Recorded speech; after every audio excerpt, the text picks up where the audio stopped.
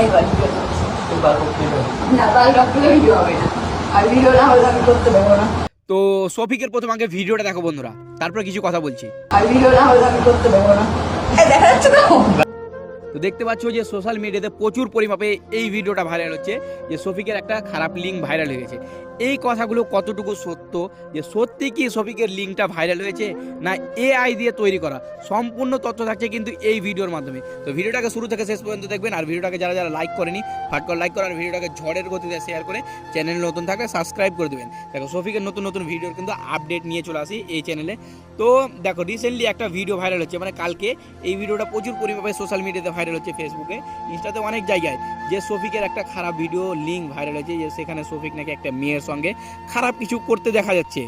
তো এই কথাগুলো কতটুকু সত্য তার আগে কিছু কথা বলছি বন্ধুরা। দেখো যে সে পলিগ্রাম টিভিতে থাকাকালীন সে এই রকম বাজে ছিল না, বুঝতে পেরেছো? সে এই রকম বাজে ছিল না। আর বাজে হওয়ার কারণ হচ্ছে যে টাকা পয়সা। তোমার কাছে যদি টাকা পয়সা চলে আসে না, মানুষের হাব ভাব আলাদাই রকমের হয়ে যায়। তুমি খারাপ কাজে না যেতে পারো, কিন্তু সেই রকম তোমার হাব ভাবটা কিন্তু আলাদা লেভেলের হয়ে যাবে। তো সেই রকম হচ্ছে শফিকের, যে এখন বর্তমানে রিসেন্টলি সেই লাখ টাকার জন্য কোনো দিনে ব্যাপার নয়, দিনে বা মাসে লাখ টাকা কামাই করা ওর কাছে কোনো ব্যাপারই না। বা দু চারটা যদি স্পন্সরশিপ করে নেয় তো 2-4 লাখ টাকা এমনি কামাই করে নিবে। তো ওর কাছে যে ইয়াস মাস্তি ফুর্তি এগুলো কিন্তু ওর কাছে কোনো ব্যাপার না। ইয়াস মাস্তি প্রচুর পরিমাপে করছে এই দুনিয়ায়, কিন্তু ও দেখছে ওই দুনিয়ায় যে ওকে হিসাব দিতে হবে, এই জিনিসগুলো কিন্তু তার মাথায় খেয়াল নাই।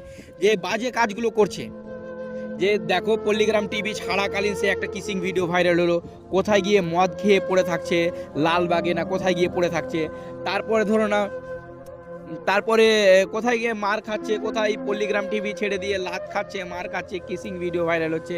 তারপরে রিসেন্টলি সে জেলে গেল একটা মেয়ের জন্য, ডিভোর্স দেওয়ার জন্য। এইবার কিন্তু এখন বর্তমানে যে রিসেন্টলি মানে কালকে একটা ভিডিও ভাইরাল হচ্ছে, যে এখানে কিন্তু একটা মেয়ের সঙ্গে খারাপ কিছু করতে দেখা যাচ্ছে।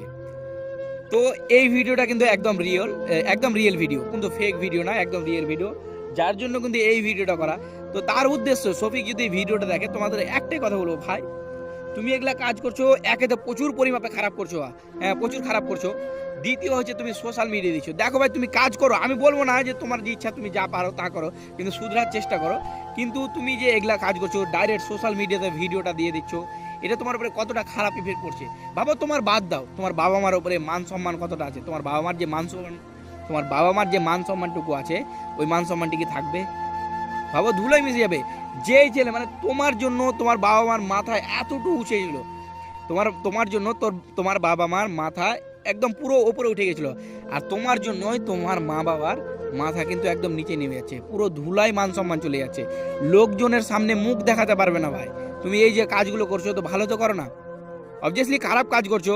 ভালো যদি কাজ করে থাকো তাহলে তোমাকে বলবে ভালো, আর তুমি যদি খারাপ কাজ করো তাহলে তুমি মারা যাওয়ার পরও তোমাকে বলবে যে না ওই ছেলেটা খারাপ ছিল, মরেছে তো খুব ভালোই হয়েছে।